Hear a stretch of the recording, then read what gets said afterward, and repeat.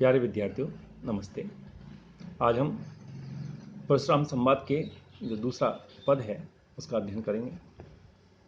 केशव हइये राज को मांस हलाहल कौरन खाई लियो रे, तालगी मेद महीपन को घृत घोड़ी दियो ने सरानो हियो रे, अखीर खरारन को मद केशव सो पल में करी पान लियो रे, तोलो नहीं सुख जो लहू तू रघुवंश को श्रवण सुधाने पियो रे। इस पद में परशुराम अपने कठोर फरसे को संबोधित करते हुए कहते हैं कि हे फरसे, जब तक तू श्री राम के रक्त रूपी अमृत का पान नहीं करेगा तब तक तुझे शांति प्राप्त नहीं होगी। और इसी क्रम में वह ऊपर से कहते हैं कि हे फरसे, कि हइये राज को मां से हलाहल कौन खाई लियो रे, कि तूने राजा हइये राज को मार करके विष रूपी उसके मांस रूपी जो विष को तूने ग्रासों के रूप में सेवन किया है, जिसका नशा तुझे हो गया है।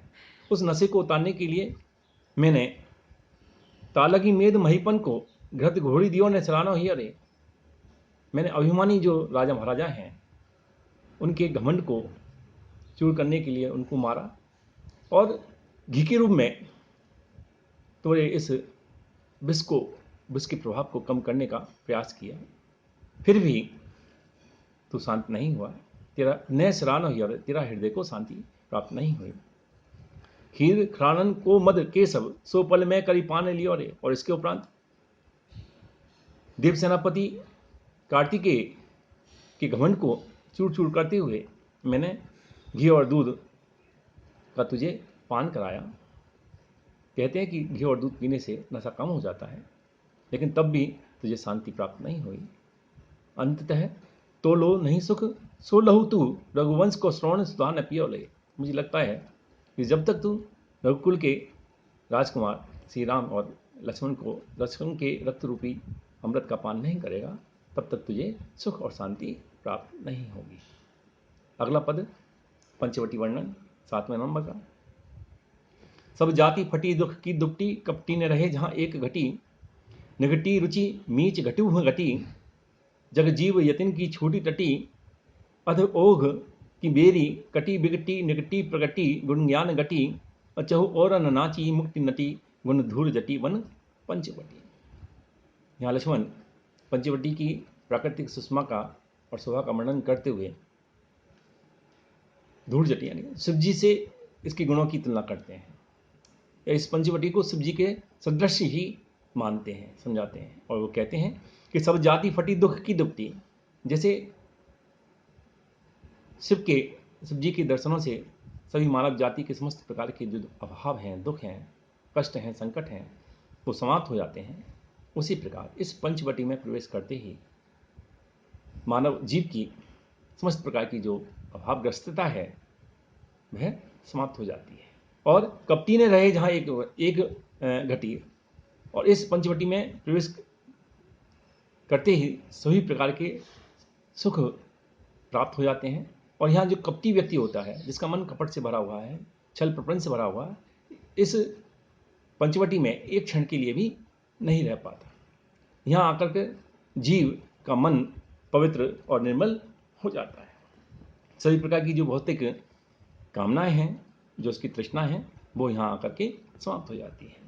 निघटी रुचि मिची मीच घटी हु घटी, और इसमें सभी प्रकार की जो व्यक्ति की जो कामना है वह समाप्त हो जाती है। जग जीव यतिन की छूटी तटी, और जो जीव और यति हैं उनके समाधिग्रस्त होने की जो प्रक्रिया है, जो लालसा है, तृष्णा है, वह तृष्णा भी समाप्त हो जाती है और किसी प्रकार की मोक्ष की आवश्यकता नहीं रहती। अध ओघ की बेरी कटी बिकटी, और इस पंचवटी में प्रवेश करते ही समस्त प्रकार के पापों की जो बेड़ी है जो कटी आती है, और निकटी प्रगति गुण ज्ञान जटी, और शीघ्र ही उस जीव के समक्ष गुण ज्ञान की जो गठरी है वह उत्पन्न हो जाती है। यानी कहने का तात्पर्य है कि जैसे ही इस पंचवटी में कोई सिद्ध प्रवेश करता है, कोई जीव प्रवेश करता है, तो सभी प्रकार के जो पाप कर्म हैं वो उसके समाप्त हो जाते हैं और उसे ज्ञान बोध हो जाता है। चहु ओरन नाचती मुक्ति नटी, गुण धूर जटी वन पंचवटी। यहाँ चारों दिशाओं में जो मुक्ति रूपी जो नर्तकी है वह नृत्य करती रहती है, और गुण धूड़ जटी मन पंचवटी, और इस प्रकार यह पंचवटी मानो शिव जी के ही गुणों को समेटे हुए है, लिए हुए है। और ऐसे वातावरण में सभी प्रकार की सांसारिक चिंताएं और तृष्णाएं मुक्ति दिलाने वाली है। सभी प्रकार के सुख और वैभव इस पंचवटी में ही आकर के जीव को प्राप्त हो जाते हैं। 8वां पद है हनुमान लंका गमन। हरि कैसो वाहन की विधि, कैसो हेम हंस लिख सी लिखत, नभ पाहन की अंक को, तेज को नधान राम मुद्रिका विमान, केधो लक्ष्मण को वाण छूटो रावण निशंक को, गिरी गज दंड ते उड़ानो सवरन अली, सीता पद पंकज सदा कलंक रंग को, और हवाई सी छूटी केशवदास आसमान में, कमान कैसो गोला हनुमान चलो लंक को।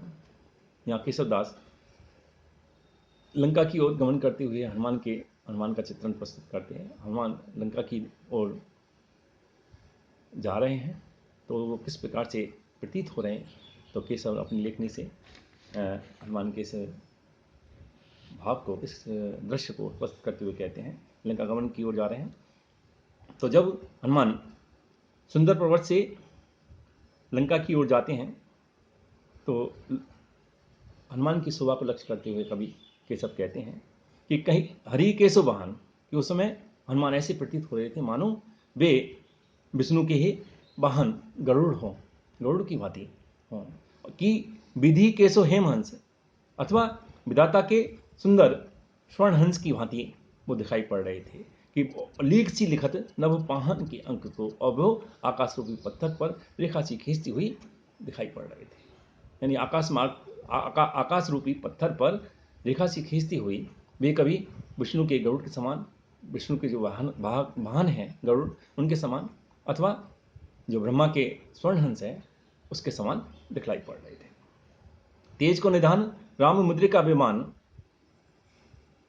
राम के द्वारा प्रदत्त अंगूठी को विमान के रूप में प्राप्त करके वे तेज और शौर्य की भांति दिखाई पड़ रहे थे। लक्ष्मण को बाण छूटो रावण निशंक को, अथवा वो इस प्रकार से दिखाई पड़ रहे थे कि उस दुष्ट रावण को मारने के लिए लक्ष्मण ने अपना बाण आकाश में छोड़ा हो। गिरी गजदंड ते उड़ानो सुवरन अली, सीता पद पंकज सदा कलंक रंग को, अथवा वो इस प्रकार से दिखाई पड़ रहे थे मानो कि पर्वत रूपी हाथी के गंड स्थल से सोने के रंग वाला कोई भ्रमर भौरा सीता के कमल रूपी चरणों की शरण पाने के लिए उड़ चला हो या उड़ता हुआ दिखाई दे रहा हो। और हवाई सी छूटी केशवदास आसमान में, कमान कैसो गोला हनुमान चल रंक में। और केशवदास जी कहते हैं कि लंका गमन करते हुए हनुमान इस प्रकार से दिखाई पड़ रहे थे मानो कि आकाश में कोई आतिशबाजी हो रही हो, अथवा कि कमान कैसे गोला, कि कोई किसी ने तोप से कोई गोला आसमान की ओर उछाल दिया हो, उस प्रकार से हनुमान लंका की ओर जाते हुए प्रतीत हो रहे हैं, दिखाई पड़ रहे हैं। अगला पद है सीता दर्शन। धरे एक बेनी मिली मेल साली, मिनाली मनोपंख सुकाड़ी डाली, सदा राम नामे रटे दीन वाणी, चहु और है राक्षसी दुखदानी, ग्रसी बुद्धि सी चित्त चिंतानी मानो, कीधो जीव दंतावली में बखानी, और कीधो घेरी के राहुल नारिल लीनी, कला चंद्र की चायो पीयूष भीनी। बड़ा सुंदर पद है। यहाँ सीता दर्शन के माध्यम से यहाँ अशोक वाटिका का वर्णन है। जब हनुमान सीता के समक्ष पहुँचते हैं तो उस समय सीता की जो दशा है उसकी जो उसी की अभिव्यक्ति करते हुए हनुमान कहते हैं, कृष्ण का जो अविरहता से व्यतीत सीता की वातावरण को चित्र करते हुए कहते हैं कि उस समय धरे एक वेनी मिली मेल सारी, उस समय सीता ने एक चोटी बना रखी थी और मिली मेल सारी, और उसके जो शरीर के जो वस्त्र थे वो मैले थे। मृणाली मानो पंख सो काढ़ी डाली, उस समय सीता इस प्रकार से दिखाई पड़ रही थी कि मानो कीचड़ से जो मृणाली कमलिनी है उसको निकाल करके बाहर डाल दिया हो।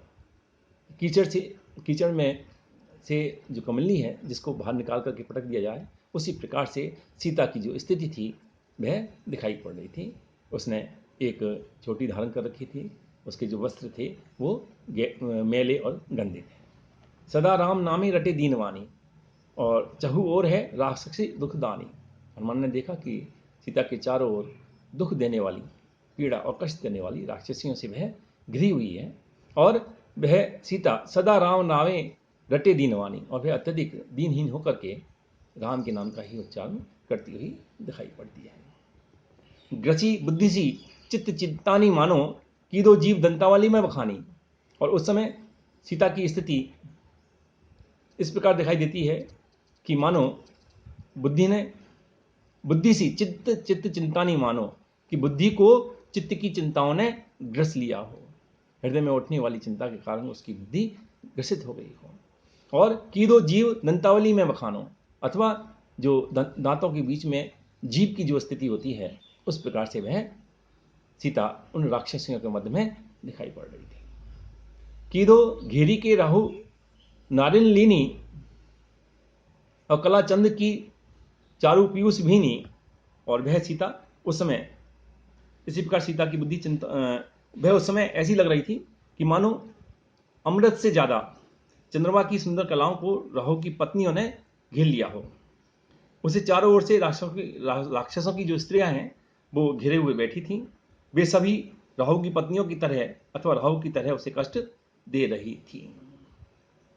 और कला चंद्र की चारु पीयूष भीनी, यानी सुंदर अमृत से भरी हुई चंद्रमा की कलाओं से युक्त उस सीता को राहु की नारियों ने घेर लिया हो। इस प्रकार से सीता की स्थिति दिखाई पड़ रही थी। धन्यवाद।